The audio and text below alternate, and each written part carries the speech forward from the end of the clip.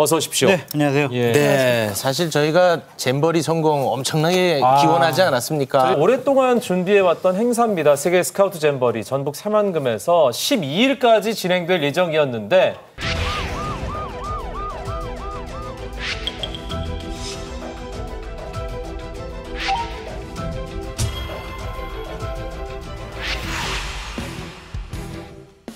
If you would like to say something unpleasant, please let us know.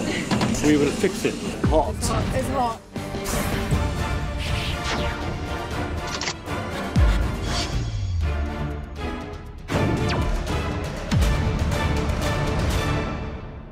잼버리 조기 철수 결정.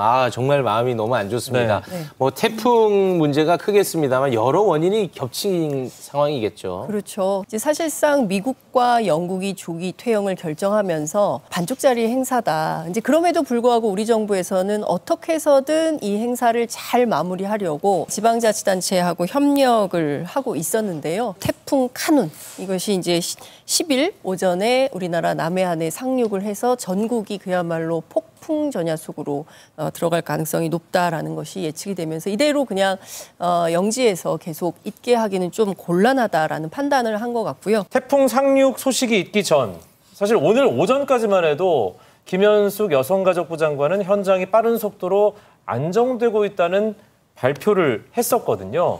그 발표 직접 한번 들어보시죠. I know Korea is very well organized, and this time it seems to be a mess. It seems to be chaotic. 상황이 굉장히 많이 개선돼서 아주 만족하지 못하다는 퍼센트는 지금 4% 정도라고 나타나고 있어서 청소년들은 굉장히 즐겁게 즐기고 있고 안의 상황은 아주 많이 개선됐다는 말씀을 드리겠습니다. 요원들의 만족도 조사 결과 그거는 세계 연맹이 아마 공개할 수 있을 겁니다. 4%라고 했는데 인원이 몇 명인가요? 세계 연맹의 데이터이기 때문에 세계 연맹이 저에게 4%라고 말한 것에 대해서 인용해서 말씀드립니다. 한덕수 국무총리가 거기 상주하면서 화장실 청소도 직접 했다. 이상민 행정안전부 장관 같은 경우에는 수경을 하면서 현장에서 진도지휘했다. 이런 얘기가 나오고 있어요. 근데 결국에는 처음에 저 문제가 생기니까 제일 먼저 투입된 건 군인이었고요. 그다음에 기업체였습니다. 네. 삼성, SK 등 대기업들이 발벗고 나섰고요. 그러니까 결국에는 이 사람 저 사람들이 허둥지둥하면서 사건을 수습하려고 했는데 결국에는 나아진 게 뭐냐면요. 화장실이 조금 깨끗해졌어. 네. 물을 안 주다가 이제 생수 5병씩 대원들에게 나눠주기로 했어. 뭐 더위는 어쩔 수가 없잖아요. 그렇죠. 그러니까 야외 행사를 못 하는 거예요. 그냥 냉방차를 찾아다니면서 거기 있는 대원들이 더위를 식히는 거다. 근데 그게 뭐가 나아졌는지, 그걸 나아졌다고 할 수가 있는지. 지금 총리가 가서 화장실 청소할 때냐. 그러니까 총리가 화장실을 청소한다고 해서 역시 대한민국 총리 솔선수범 대단해 이렇게 박수치는 국민들은 없을 거라고 생각을 하고요. 네. 미리미리 저런 문제들이 없도록 대비하고 준비하는 것이 바로 정부의 역할이다. 근데 여태까지 정부에서 준비 부족을 인정을 잘 안 했습니다. 근데 오늘에서야 준비 부족이 맞다 이렇게 인정을 하기 시작했기 때문에 아마도 올 정기국회에 있을 국정감사에서는 잼버리 국감이 될 가능성이 매우 높다. 이런 전망도 정치권 안에서 나오고 있습니다. 그 전 세계 청소년들이 다 모이는 행사다 보니까 그렇죠. 자꾸 그 외신이 좀 신경이 쓰입니다. 그러니까요. 예. 지금 그 영국 가디언 같은 데서 굉장히 적극적으로 쓰고 있는데요.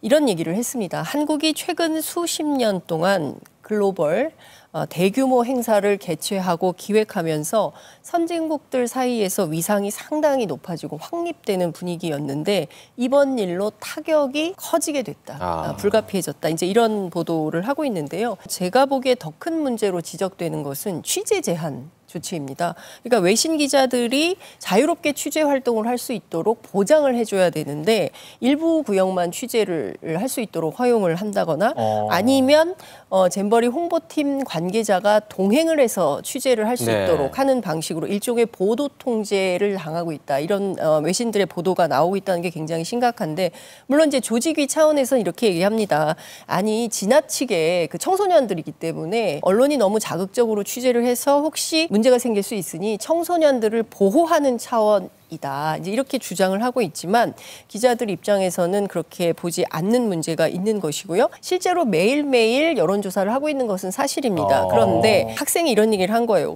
긍정적으로 말해야 한다는 압박을 받았다라는 내용이 보도를 통해서 지금 나오고 있는 것이 문제고 네. 텔레그래프 같은 경우에서는 이런 얘기를 했습니다. 폭염 대책이 절대적으로 부족했고 그리고 많은 사람들이 쉬쉬하도록 압력받는다는 느낌을 받았다. 이런 얘기를 하고 있고요. AP통신 같은 경우는 예견된 인재가 아니냐 이런 비판 보도가 네. 줄지어 나오고 있습니다. 세계 잼버리 새만금 유치가 확정된 것은 2017년 8월 문재인 정권 시절입니다.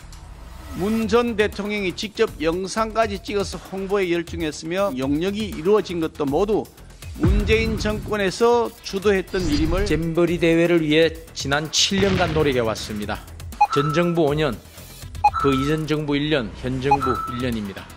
여기에는 너희 실패, 나의 실패가 없습니다. 위기의 나라를 살렸던 금반지 정신으로 돌아가면 못해낼 게 없습니다.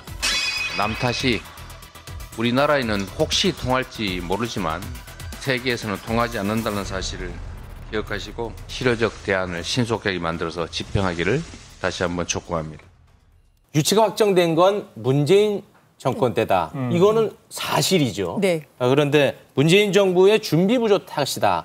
이것이 과연 진실에 부합하는지 그건 우리 기자님이 정리를 좀 해주시죠. 그러니까 이게 유치 활동을 막 시작한 것은 박근혜 정부 때부터입니다. 그러니까 박근혜 정부 1년, 문재인 정부 5년, 그리고 윤석열 정부 1년. 그런데 이제 대한민국 정부는 이어달리기이지 그게 딱 끊어서 새로 다 공무원들이 들어가고 이런 게 아니지 않습니까? 네. 그러니까 이어달리기를 하면서 이제 계속 역할을 하는 건데 박근혜 정부에서 유치를 위해서 적극적으로 활동을 한 건 사실이고요.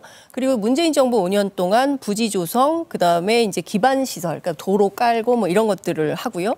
상하수도 그리고 이제 임시 하수 종말 처리장 이런 것들을 만들고 전기, 와이파이, 그다음에 부지 조성 뭐 이런 것들을 한 것은 사실입니다. 근데 다만 윤석열 정부에서도 이것은 이어달리기 형태로 계속 진행이 됐었는데 국회에서도 기반 시설의 이 공정률이 30%대다. 이거 언제 다 지을 거냐. 이런 문제 제기가 국회 상임위 차원에서도 있었습니다.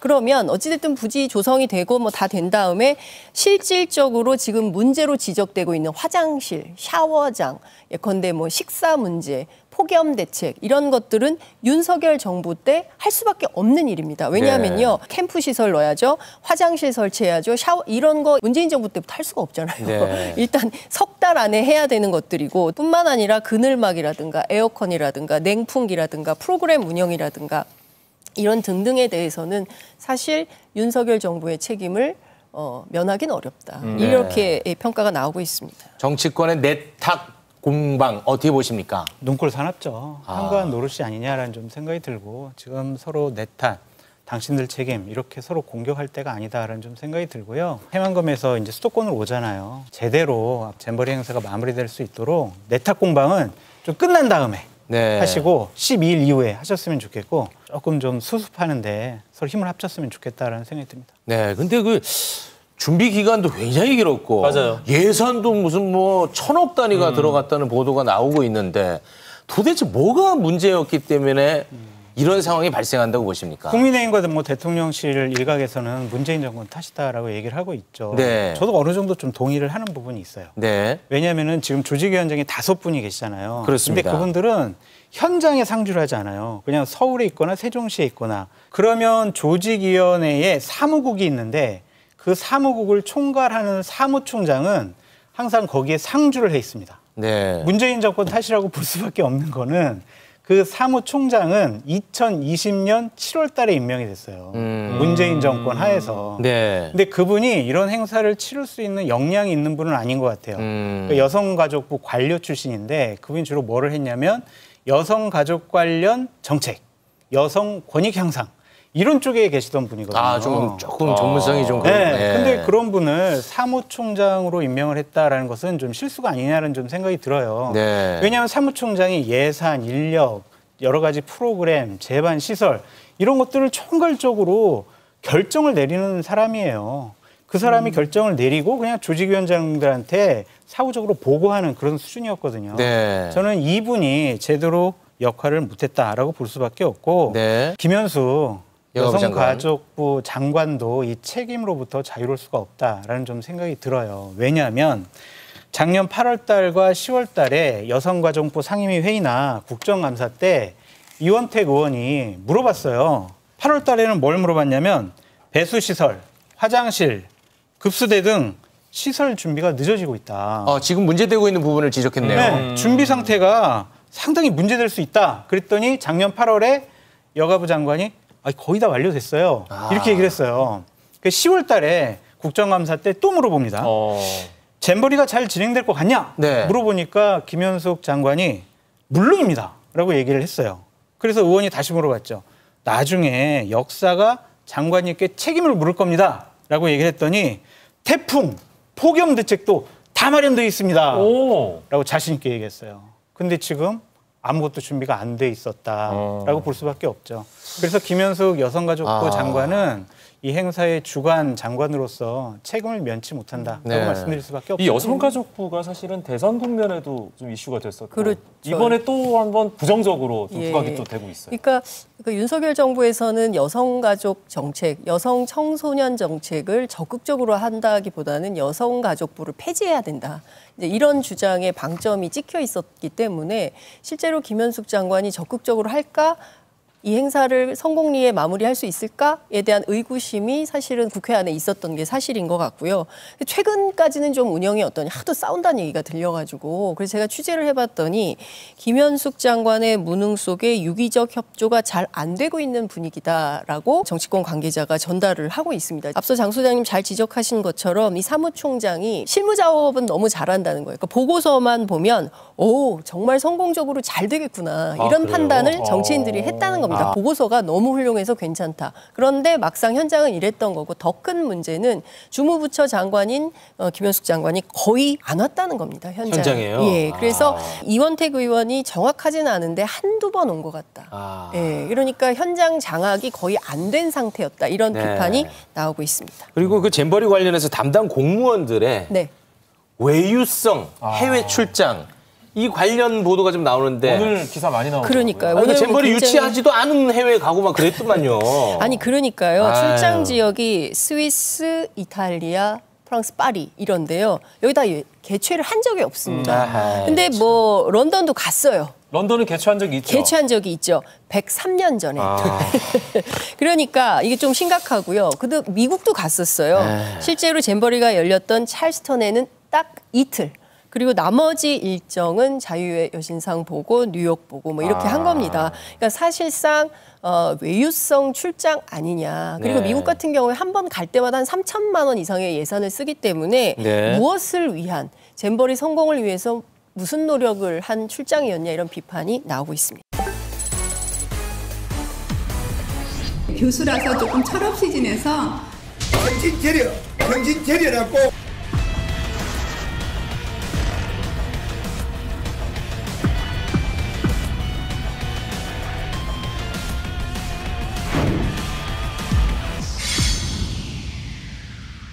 제가 이제 더 라이브 오기 직전에 바로 밤 9시까지 확인 취재를 했는데 오늘 혁신위원회 회의가 열렸습니다. 그런데 결론을 못 내고 끝냈다는 것이고요. 그리고 김은경 위원장이 본인 관련된 기사를 잘 체크를 안 했던 것 같습니다. 그래서 일부 위원들이 지금 이런 상황이라면 차라리 최대한 빨리 마무리를 하는 것이 낫겠다라는 이제 의견을 냈는데 기사를 막상 보고 김은경 위원장이 상당히 패닉 상태가 돼가지고 회의가 파행이 됐다는 거예요. 그래서 원래 당초 이번 주에 좀 발표하려고 했던 혁신안 자체가 발표가 안 될 것 같고요.